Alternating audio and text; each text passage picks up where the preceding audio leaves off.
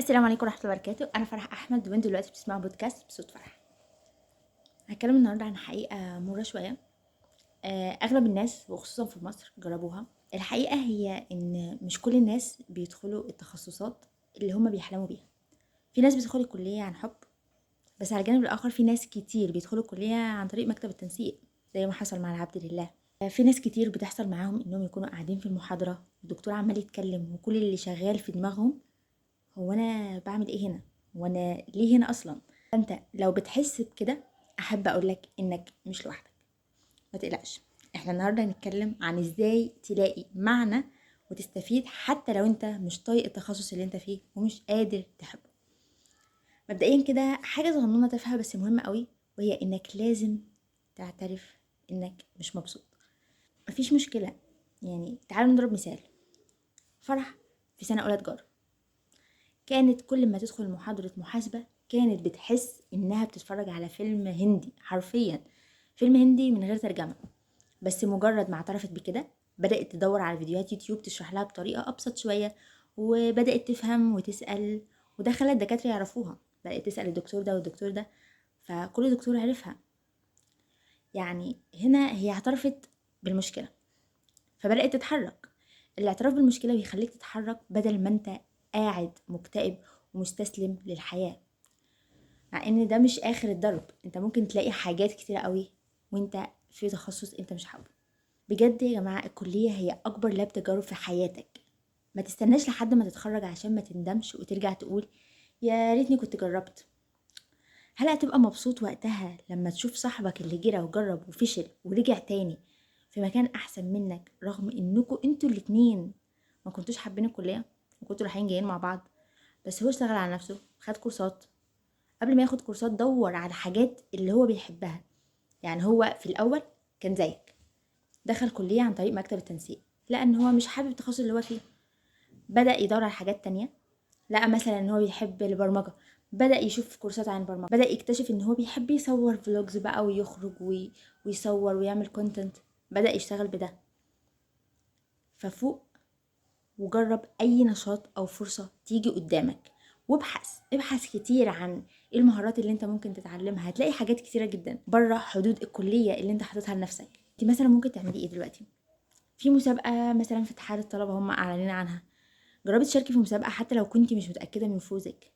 ما ممكن المسابقة دي توديكي لمكان احسن، او على الاقل تتعرفي على ناس جديدة، ممكن حد منهم يفيدك في يوم من الايام. جربي تعملي برزنتيشن حتى لو بتخافي تتكلمي قدام الناس، وحطي دايما في دماغك ان كل اللي بيعمل برزنتيشن بيكونوا متوترين وخايفين برضه. ويا ستي لو طلعتي وعملتي حاجة غلط لا قدر الله واتضحك عليكي، هو انت اتعلمتي حاجة، انت اتعلمتي حاجة جديدة. يعني وحطي في نفسك ان الناس اللي بيضحكوا عليكي دول، طب ما هم يجوا مكانك، يعني هم لو جم مكانك هل هم هيبقوا بيرفكت مش هيغلطوا؟ اكيد هيغلطوا يعني. وبمناسبة البرزنتيشن انا النهاردة عندي سيشن، انا اللي هكون ترينر لا فيه لاول مرة. بجد متوترة جدا جدا، ولكن انا اللي طلبت ده. القصة ان انا كنت دخلت في فريق تطوعي عشان حاجتين. اول حاجة ان انا انمي مهاراتي واتعرف على ناس جديدة. تاني حاجة كنت عايزاها جدا جدا جدا من الفريق ده، ان انا انمي مهارة البابليك سبيكينج عندي. دخلت الفريق، التيم كان كذا تيم جوه كذا لجنة فرعية. دخلت في لجنة التنظيم على اساس ان انا هتعرف على الناس، وكان في دماغي بقى ان هما تنظيم ايفنت وكده، فمن ضمن تنظيم الايفنت هما بيشوفوا مين السبيكر بتاع الايفنت. فانا كنت داخله عشان انا اقدم ان انا اكون السبيكر بتاع الايفنت فتعلم البابليك سبيكينج وكده. بس لما دخلت لقيت ان اللجنه دي هي تنظيم، بس هي تنظيم الايفنت. في لجنه تانية هي التريننج، دي هي اللي بتقدم السبيكرز وبتأهل السبيكرز ان هم يتكلموا في الايفنت. كان نفسي جدا بقى ادخل في اللجنه دي، فبدات اقول للهيد اللي انا عايزه احول من لجنه الاو ار التنظيم للجنه التريننج. في البدايه رفض وقال لي ان مفيش عدد، هم مكتفيين بالعدد اللي عندهم. بس انا بجد كان نفسي جدا اتعلم المهاره دي، لان انا كنت جربتها وكنت متوتره جدا وصوتي كان مهزوز وما كانش في اي حد اصلا مركز معايا. فروحت كلمت الهيد بتاع لجنه التريننج وزنيت عليه كتير جدا، وما علينا يعني زنيت كتير لحد ما هو قال لي انا هعمل معاك سيشن اونلاين. ودخلت السيشن وفي الاخر قال لي انا قابلتك عشان حاجه واحده، انا ما عنديش مكان في اللجنه، ولكن انا قابلتك عشان انت زنانه. قال لي كده. ف امشوا ورا حلمكم. هو ده ما كانش الحلم، ولكن انا كنت عايزه اتعلم مهاره. حاولت اترفضت، حاولت تاني اترفضت حاولت تالت وعاشر لحد ما هو قال لي انت زنانه جدا تعالي. فجربي، انت مش تخسري حاجه، حتى لو فشلتي فانت هترجعي اللي انت فيه. يعني انا دلوقتي في بوزيشن معين، انا مش حابه المكان اللي انا فيه، هجرب حاجه اعلى شويه، هفشل، طب ما انا هرجع للي انا فيه، انا اوريدي فيه. انت فاهمين ازاي؟ فاهمين الفكره؟ انا اوريدي في مكان معين، عايزه اجرب حاجه جديده بس خايفه. فايه اوحش حاجه ممكن تحصل؟ هترجعي للمكان اللي انت فيه تاني. طب ما انت اوريدي في المكان ده، يعني انت اوريدي في المكان، فمفيش حاجه اوحش من كده هتحصل. فاهمين ازاي؟ خدي كورسات، اعملي ندوات، اعملي برزنتيشن، وما تخافيش. احضري ندوات وورشات عمل في الجامعه، كل ده هيفيدك. بس افتكري دايما انك ما تخرجيش بره دايره الحلال والحرام. ما ينفعش تبصي للكليه على انها كتب ومحاضرات بس. الكليه مكان ممكن تكتسبي منه حاجات كتير جدا، سواء حلو او وحش. بس انت لازم تكوني ذكيه وتقدري تطلعي باللي هيفيدك. تعرفي ان الكورس ده مش هيفيدني كويس، وان هم عاملين زيطه وهليل عليه على الفاضي، فهم عايزين يكسبوا فلوس بس هو مش هيفيدني، فمش لازم اروح اخده. ما ينفعش اروح اخده اصلا. ما ينفعش مهاره انت عارفه ان هي مش هتفيدك، وانت عارفه ان هي انت مش حباها. ما ينفع ليه هتروحي تاخدي كورس فيها؟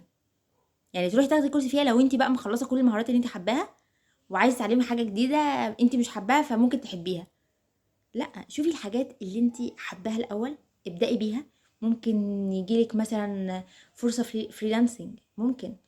فابدأي وجربي وحاولي. اهم حاجة هنا، وانا عارفة ان في ناس كتيرة جدا اتكلمت في النقطة دي واحنا كلنا عارفينها، بس بنحتاج حد يجي يفكرنا بيها كل شوية.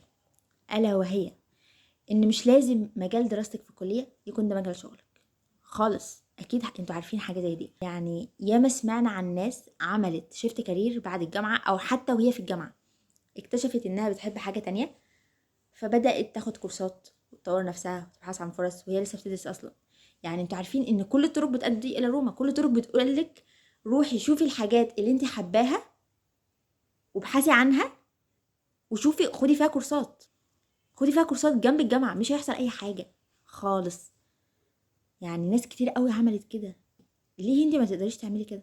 يا ستي لو المشكله عندك في مواد الدراسه، حاولي تخليها ممتعه شويه. انا عارفه ان الكلام ده كلاشيه شويه، بس اصل انت مش عشان ماده ولا اتنين هتضحي بالجي بي اي بتاعك وتضحي بالفرص اللي ممكن تجيلك بسببه.